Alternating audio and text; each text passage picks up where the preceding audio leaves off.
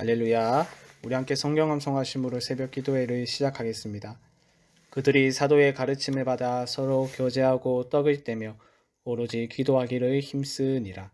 날마다 마음을 같이하여 성전에 모이기를 힘쓰고 집에서 떡을 떼며 기쁨과 순전한 마음으로 음식을 먹고 하나님을 찬미하며 또 온 백성에게 칭송을 받으니 주께서 구원받는 사람을 날마다 더하게 하시니라.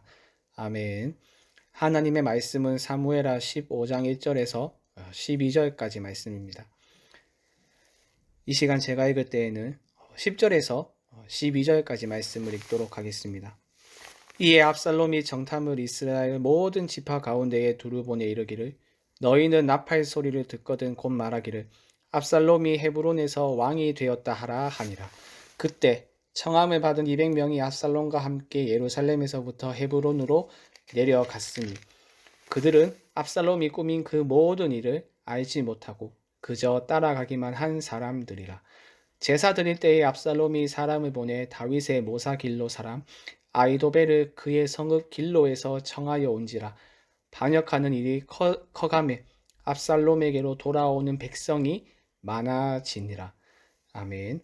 우리는 오늘 본문을 통하여 압살롬의 반역의 전조를 볼 수 있습니다.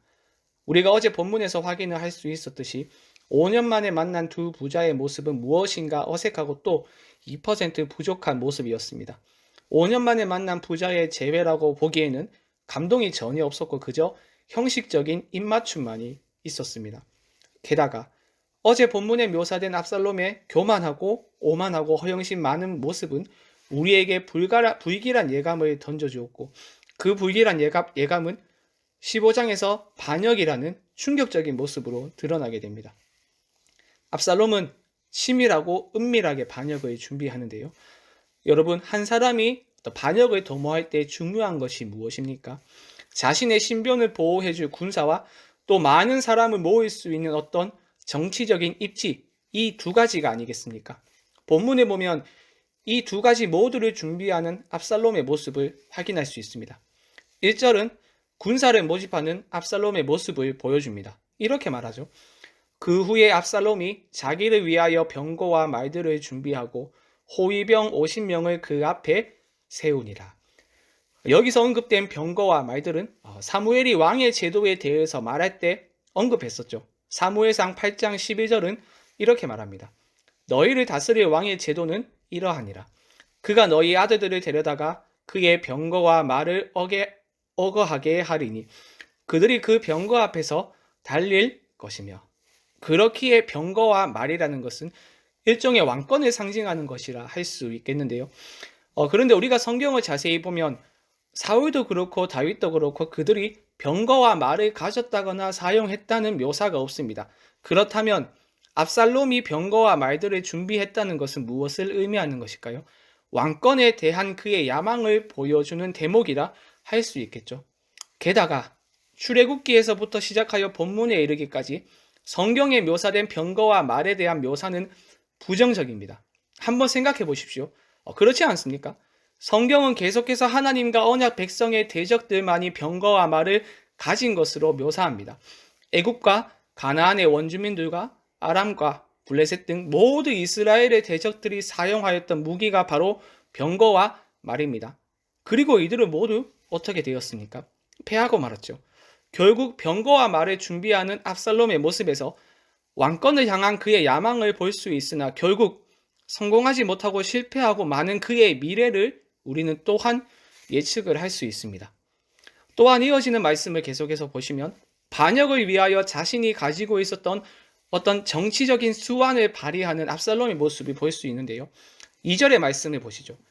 압살롬이 일찍이 일어나 성문 길 곁에 서서 어떤 사람이든지 송사가 있어 왕에게 재판을 청하러 올 때에 그 사람을 불러 이르되 너는 어느 성읍 사람이냐 하니 그 사람의 대답이 종은 이스라엘 아무 지파에 속하였나이다 하면 원래 재판을 통하여 하나님의 정의를 실현하는 일은 고위 지도층의 역할이었습니다. 특히 우리가 솔로몬의 경우에서 볼 수 있듯이 왕이 가져야 하는 가장 중요한 자질 가운데 하나가 재판을 올바르게 함으로써 이스라엘 땅에 하나님의 정의를 실현하는 것입니다. 그런데 압살롬은 재판을 할 수 있는 위치가 아님에도 불구하고 정의를 실현하는 재판관임을 스스로 자처하고 있습니다. 4절의 말씀을 보시죠. 또 압살롬이 이르기를 내가 이 땅에서 재판관이 되고 누구든지 송사나 재판할 일이 있어 내게로 오는 자에게 내가 정의 베풀기를 원하노라 하고, 일종의 월권이라 할 수 있겠는데요. 게다가 3절의 말씀을 보시면 백성에게 다윗을 향한 안 좋은 마음을 품게 하고 있습니다. 이렇게 말하죠. 내 일이 옳고 바르다마는 내 송사를 들을 사람을 왕께서 세우지 아니하셨다 하고, 쉽게 말하면 자신이 만나는 모든 사람에게 너희의 이야기를 듣고 옳고 그름을 분별해 줄 사람이 다윗에게는 없다, 이 말입니다. 압살롬은 다윗이 왕으로서 해야 할 의무를 유기하고 있다는 인상과 옳고 그름을 판별할 능력을 상실했다는 인상을 백성들에게 주었습니다. 게다가 압살롬은 교활한 모습까지 보여줌으로써 백성들의 마음을 훔쳤는데요. 5절의 말씀을 보시죠. 사람이 가까이 와서 그에게 절하려 하면 압살롬이 손을 펴서 그 사람을 붙들고 그에게 입을 맞추니, 백성이 압살롬에게 절을 하려고 하면 절을 끝내지 못하게 막았습니다. 어떤 의미에서 압살롬이 이들의 행동을 막은 것은 적절했던 것처럼 보입니다. 왜냐하면 아직 왕이 아니었기 때문에 왕처럼 대우를 받으면 안 됐기 때문이죠. 하지만 그가 이런 식으로 행동을 한 이유는 그가 가지고 있었던 어떤 겸손의 미덕 때문이 아니겠죠. 많은 사람의 마음을 사기 위한 교활한 이중성 때문에 압살롬은 이런 행동들을 하였습니다. 압살롬의 이러한 모습은 백성들의 마음을 훔치기에 충분했고, 재판을 청하러 오는 자들마다 압살롬에게 매료되었습니다. 6절의 말씀을 보시죠. 이스라엘 무리 중에 왕께 재판을 청하러 오는 자들마다 압살롬의 행함이 이와 같아서 이스라엘 사람의 마음을 압살롬이 훔치니라. 여러분, 그렇다면 우리는 이 지점에서 한 가지를 고민하고 생각할 필요가 있는데요. 압살롬이 스스로 백성의 재판장을 자처하며 또 다윗의 무능함을 조장하고 있는 일을 하는 동안 다윗은 무엇을 하고 있었는가 궁금하지 않습니까? 압살롬이 백성의 재판장 역할을 자처했던 기간은 짧은 기간이 아닙니다. 7절을 보시면 4년이라고 말을 하고 있는데, 이게 다른 역본을 보게 되면 이 기간이 4년이 아닌 40년입니다. 만약 우리가 이 기간을 40년이라고 했다면 상당히 긴 기간이죠. 설령 4년의 시간이라 했을 때도 그 4년이라는 시간은 결코 짧은 시간이 아닙니다. 다윗은 도대체 이 긴 시간 동안 무엇을 하고 있었는지 의아하지 않습니까? 밧세바 사건 이후 더 이상 나라의 일을 제대로 돌보지 못하는 무기력한 인물이 되고 말았는가? 아니면 백성이 재판관으로서 왕의 직책을 제대로 수행하지 못했기 때문에 압살롬이 반역을 일으킨 것은 아닌가? 여러 생각들을 하게 됩니다. 어찌되었든 압살롬이 반역을 깨하게 된 그 대에는 다윗의 책임이 없지 않습니다. 그는 암논과 다말 사건을 법에 따라 공정하게 처리하지 않고 그냥 방치하고 말았기 때문에 이것은 압살롬으로 하여금 다윗의 재판을 비판적으로 보게 한 직접적인 원인이 되었습니다. 다윗이 어쩌다가 이렇게 되고 말았던 것일까요? 사실상 사무엘하 10장부터 묘사되고 있는 다윗은 하나님의 마음에 합한 사람의 모습이 아닙니다. 항상 하나님께 묻고 하나님의 응답을 기다리고 하나님께 순종하며 하나님을 의지하며 담대히 나아갔던 다윗의 모습이 아닙니다. 전장에 앞장서지 않았고 자신의 욕망을 위해서 사람을 죽였고 밧세바를 범하는 죄를 짓고 자식의 문제 앞에서 올바른 결정을 내리지 못하였고 자식이 반역을 꾀하고 있는 상황을 보았음에도 문제를 수습하지 못했습니다. 형을 죽인 압살롬을 죽였어야 했지만 그렇지 않습니다.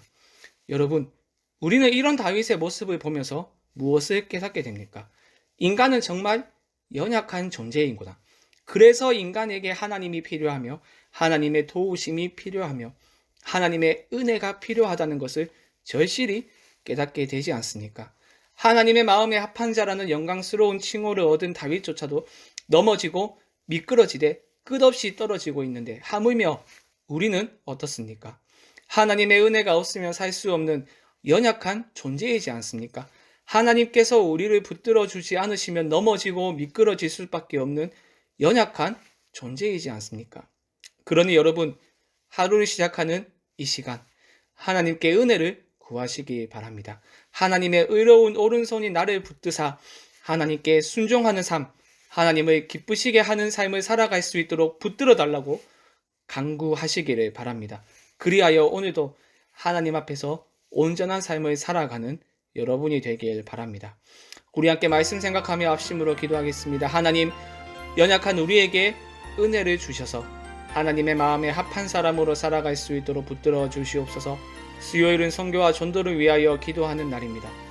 캄보디아의 김영신 아는양 선교사님, 인도네시아의 김인성 이성숙 선교사님을 비롯하여서 우리가 후원하는 모든 선교사님의 가정을 붙들어 주시고 그들의 사역 가운데 은혜를 부어 주시옵소서. 마지막으로 11월 13일에 있을 행복의 초대 행사를 통하여 우리 교회가 생명을 살리는 교회의 본질적인 사명을 잘 감당할 수 있도록 은혜를 주시고 필요한 모든 것을 공급하여 주시옵소서. 이 외에도 개인의 기도 제목을 가지고 자유롭게 기도하시면 되겠습니다. 우리 주님의 이름으로 한번 부르고 자유롭게 기도하겠습니다. 주여